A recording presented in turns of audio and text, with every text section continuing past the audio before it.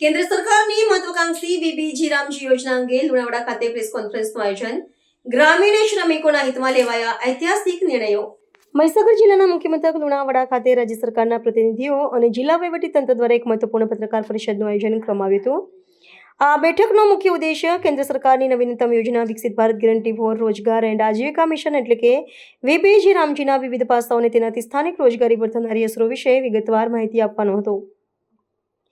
વહીવટીતંત્રએ સ્પષ્ટ કર્યું કે આ યોજના ગ્રામીણ અર્થતંત્રને મજબૂત બનાવવા માટે એક ગેમ ચેન્જર સાબિત થશે.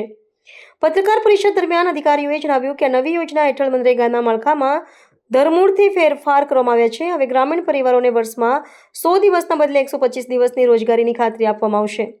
આ વધારાના 25 દિવસો શ્રમિકોને આર્થિક રીતે વધુ સક્ષમ બનાવશે.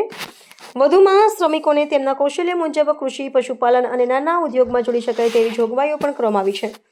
યોજનામાં પારદર્શિતા જાળવવા માટે 100% ડિજિટલ ચૂકવણી અને ઓનલાઈન દેખરેખ પ્રણાલીનો અમલ કરવામાં આવ્યો છે. મહીસાગર જિલ્લાના સંદર્ભમાં વાત કરતા જણાવ્યું હતું કે જિલ્લાના છેવાડાના ગામડાઓ સુધી આ યોજનાનો લાભ પહોંચાડવા માટે વિશેષ નોંધણી ઝુંબેશ ચલાવવામાં આવશે.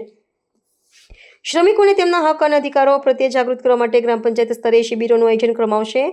આ યોજના દ્વારા માત્ર રોજગાર જ નહીં પરંતુ ગ્રામીણ સ્તરે ટકાઉ સંપત્તિનું નિર્માણ થાય તેવા પ્રોજેક્ટ્સને પ્રાથમિકતા આપવામાં આવશે. પત્રકાર પરિષદના અંતે અધિકારીઓએ જિલ્લાના તમામ પાત્રતા ધરાવતા શ્રમિકોને આ યોજનાનો મહત્તમ લાભ લેવા અનુરોધ કર્યો હતો. આજે વીબીજી રામજી વિકસિત ભારતના રોજગાર અને આજીવિકા મિશન ગ્રામીણ અર્થતંત્રને વેગ આપવા પ્રધાનમંત્રી શ્રી નરેન્દ્રભાઈ મોદી સાહેબના નેતૃત્વ હેઠળ કેન્દ્ર સરકારનું આ દિશામાં એક મહત્વપૂર્ણ પગલું છે.